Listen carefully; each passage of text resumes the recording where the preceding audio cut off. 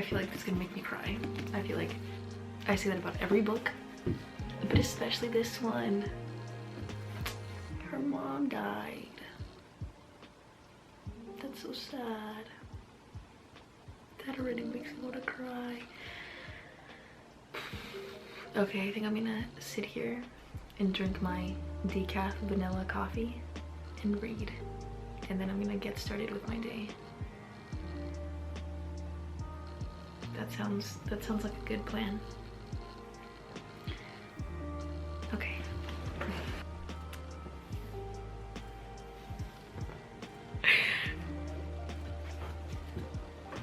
I look so bad, but oh my god. Oh my god. Oh my god. Oh my god. Okay. So I'm at the part where Elliot is getting like all these calls. They're at breakfast together and Elliot is getting all these calls, and so Macy asked him like, do you need to get that? And then he says that he broke up with his girlfriend last night, and then she's like, what, you broke up with your girlfriend last night? And then he says, you're the love of my life. I assumed I would get over you eventually, but seeing you yesterday, I couldn't go home to someone else and pretend to love her with everything I have.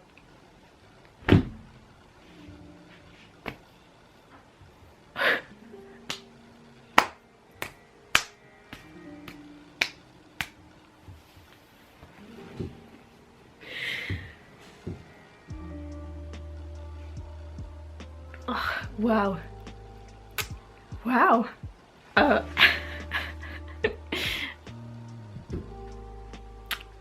Okay, let's keep reading.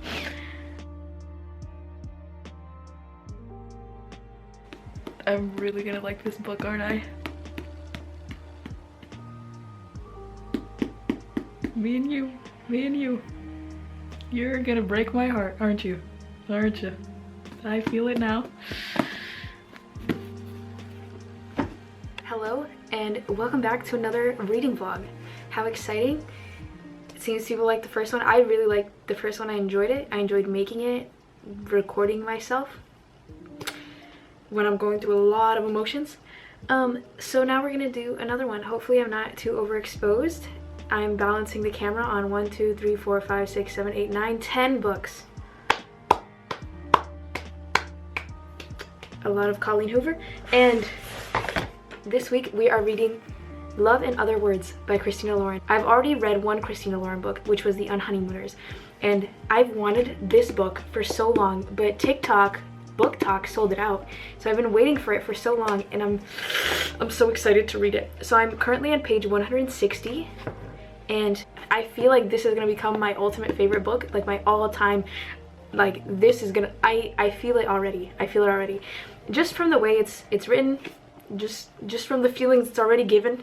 It's given love, it's given childhood best friends to lovers, and it's my heart's like beating fast. So reading the back of the book. Macy Sorensen settling into an ambitious, if emotionally tepid routine. Work hard as a new pediatrics resident, plan her wedding to an older, financially secure man, keep her head down and heart tucked away. But when she runs into Elliot Petropoulos, I hope that's how you say that, the first and only love of her life, the careful bubble she's constructed begins to dissolve. Once upon a time, Elliot was Macy's entire world, growing from her gangly, bookish friend into the man who coaxed her heart open again, only to break it on the very night he declared his love for her. Told in alternating timelines between then and now, teenage Elliot and Macy grow from friends to much more, spending weekends and lazy summers together in a house outside of San Francisco, devouring books, sharing favorite words, and talking through their growing pains and triumphs. As adults, they have become strangers to one another until their chance reunion. Although their memories are obscured by the agony of what happened that night so many years ago, Elliot will come to understand the truth behind Macy's decade-long silence and will have to overcome the past and himself to revive her faith in the possibility of an all-consuming love. And then it says, the story of the heart can never be unwritten.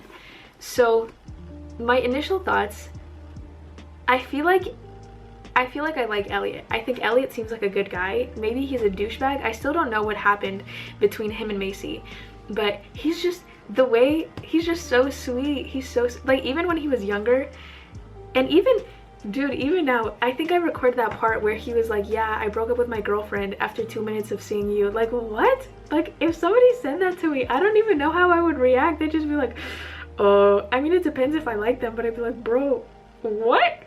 I would just freak out, maybe have an anxiety attack, I don't know. But so the prologue, I already underlined something, and I underlined, his arms became a set of parentheses bracketing the sweetest secret phrase. And that was about her, Macy was talking about her dad and her mom. And so that was very sweet. So what we already know, so we know that Macy lost her mom when she was younger. We know that they have the house that they bought in, I don't remember what it's called, somewhere in Northern California. And we know that she is becoming friends with Elliot, and I think they're 16 now in the past, because it's told in alternating perspective, so it's like from past to the future. So we know, the part that I'm currently at is when they are about to have their picnic at Golden Gate Park, and her friend is there, like most of her friends are there. What's her friend's name?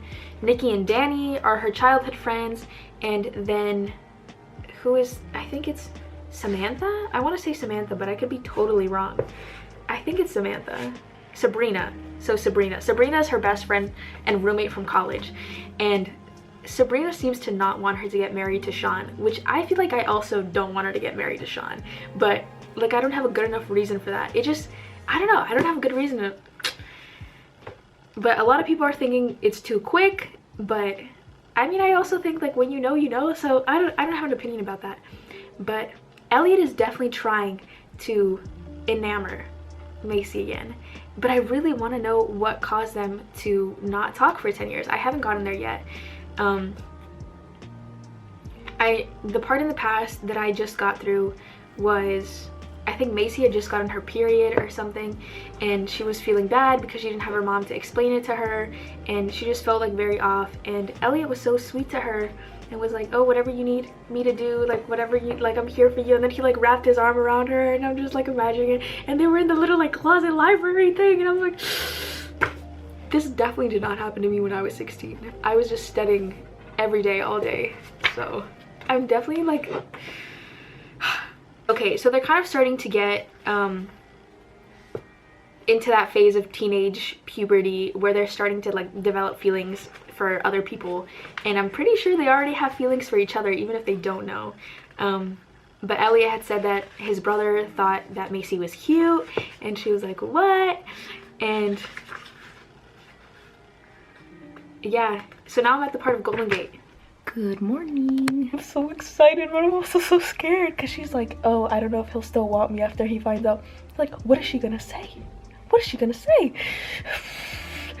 I've been literally terrible at vlogging this whole time because I'm just so sucked into the book. I need to know. This is gonna become my new favorite book. I am already calling it out, and it might even break my heart. You know, I already cried a little bit. Didn't get it on camera because I was reading until like 3 a.m. again. This always happens. I feel like every time I do a reading, I'm speaking so fast, I'm sorry. I talk fast when I'm really excited, but I think it's also because being bilingual, I speak Spanish really fast, so you know, this is how we are. Anyways, I think I'm gonna keep reading because I need to know what happens. I need to know what happens. I need to finish this book so I can carry on with my life, and then I'm gonna, literally every day I'm gonna wish that I could reread it again for the first time. But so far, really love it. Really love it. They really both enjoy books, which I love that. And yeah, they're in the Bay Area. That's also very cool. I'm gonna cry. I'm trying to hold it together. I can't cry. I put mascara on. This was one of those few books where as soon as I finished it, I already wanted to reread it. And I'm not going to, because it definitely became my favorite book. If I had to rate this book, I would give it a 10 out of 5 because it's written so beautifully. I think I also just see a lot of Macy in myself, maybe because I'm pre-med and now I like reading, and I don't know, I feel like I would have behaved similarly. And yeah, I just see a lot of myself in this book. Except, you know, I don't have a childhood best friend that I'm in love with, you know? The universe betrayed me on that front. It's fine. We're fine. I love being single so much. No, I actually really do. I think it's awesome to be single in your 20s. I'm not joking, but yeah, beautiful story. Highly recommend you read it. I will try to make this spoilers free and cut out any parts that I accidentally spoil, but it's really hard because I really, really love this book and I really want to talk all about it and I want to hear your thoughts. So I'm at the part, they're at the wedding, and a bunch of cutes, she said she loves him, and he said he loves her, and now they're in the garden, and I don't know what's gonna happen. Oh, but we still don't know. I'm literally at the chapter, I'm on page 349, and I'm at the part where it is now back in time. It's Sunday, December 31st, so we're about to find out what happened to them all those years ago and why they stopped talking. But I don't know. I have no, he also proposed to her. What kind of, he's 17 or 18, like what? He's like, I love you, will you marry me? Bro, that's not how you do it. That is not how you do it, Elliot. Come on, man. But he's so romantic. He's so romantic. I'm so red. Yeah, he literally proposed to her, and now she asked the dad if she could have permission to get the car. So she's taking the car to Healdsburg, is that how it's called? Whatever, the cabin city. I'm scared. I'm scared. I hope they end up together, but I don't know what's gonna happen. Like, okay, my prediction is that she's gonna get to the party and he's gonna be like asleep or something, and she's gonna think that he cheated on her. That's my prediction. And then she did something bad to like get back at him or something. I don't know. That seems like the route that we might go in, but Christina Lauren might surprise me. So I don't know. But that's my prediction. I think that probably this Emma girl was on top of him or something, and maybe like it looked like something it wasn't, but I don't know. Or maybe she was like hugging him. I don't know. I just feel like it's gonna be something to do with the girl Emma, because she's been mentioned a lot, and we know that Macy's really jealous of her when it comes to like her relationship or non-relationship with Elliot. So I'm very excited. Not excited. I'm actually a little scared for Macy, because she's like, yeah, I ran from Christian's house back to the cabin, and my dad found me on the floor asleep. So definitely something that broke her heart. And it also makes me remember all the times that I had my heart broken, because I remember the exact feeling. But, you know, it'll be okay, Macy. It'll be okay, man. It'll be okay. Okay, I'm gonna keep reading. Okay, bye. All I have to say is I hate being right. I hate being right. But am I right? Because she just walked in. She walked into the party, and guess what she saw? Guess what she saw? You already remember what I predicted? Yup. Oh, Macy, she's so heartbroken. You know, the quote that absolutely destroyed me is, I'd known heartbreak before, but this was a different sensation, like a lit match held to the bloody organ inside, holding steady, waiting patiently for it to dry out, harden into coal, catch fire. That's literally, wow. Wow. Rip my heart out and stomp on it, why don't you? I feel so bad. I feel like I'm going through with Macy. Mr. Elliot, your time's ticking. You were making it real quick to my favorite book boyfriend, #1 position, and now así se fue, así. Pero we'll see. Benefit of the doubt. All right. I'll update you later. I'm at that scene where she's in her dad's closet and she starts sobbing, and then she thinks she's talking to her dad, and then suddenly it's not her dad and it's Elliot. And he's like, Mace, honey, look at me. I can't do this. Anytime they use like honey or sweetheart, I just like melt inside, because it's so endearing. I don't know why. But yeah, he says, honey, what's wrong, blah, blah, blah. And then she explains what happened, and I did not expect that to be what happened. Yeah, the plot twist when they talk about how her dad died in the car crash, and then she, like, in her subconscious, she blamed Elliot because her dad wouldn't have picked her up if she hadn't gone to see Elliot. That killed me. That, ugh, I was so distraught. But that was, I just feel for Macy, man. I just want to give her a big hug.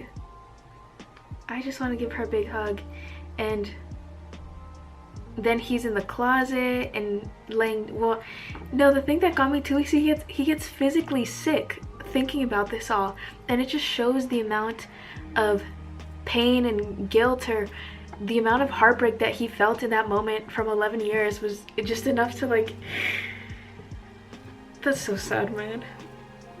I see, after the Emma situation, I was like, Elliot might be a douchebag, but the amount, like, getting physically ill because of a choice you made and how it affected somebody else, that just shows how guilty he felt. Whether, because he had talked about how he, in his mind, he didn't think it was somebody else, which I don't know, but like, I don't know how, I'm trying to see it from like my point of view, like if somebody did that to me, how I would feel about it. But seeing this from an outsider's point of view, I'm like, he really cares about Macy. Like, he deserves, I don't know, I'm trying to decipher if it's toxic or if it's romantic that like he did wait 10 years for her, and I don't know, man. That's what I'm stuck with. But then the end is so adorable, because they're like talking about what happened, and then they decide that they're gonna like be together in the real world, in the outside world, and she asks like, oh, will you go with me to the Berkeley house? And he says, I've been waiting for you to come home for 11 years. I'll go anywhere with you. And God, man, that made me cry. That really made me cry. And then the very end, because they always do their like, what's your favorite word thing throughout the book, and then the very end, it says, favorite word, he whispers, I don't even hesitate, you. Like, if somebody said that to me, I would just melt, man. I would just be a full puddle. You'd have to come pick me up with a mop. Cause that's just so sweet. I really wish there was an epilogue. Like, I want to know what happens next. I want to know like about their kids. I want to know about everything. If you read this book, please comment below what you thought about it. Please comment any book recommendations that you want to see me do another reading vlog on. I think I'm gonna reread Beach Read next, because this is my comfort book, and so I'm gonna go from my new comfort book to my old comfort book, because I haven't read Beach Read since the new year, so since January 1st. So I think that's it. I think that's all I have to say. I can't think of anything else.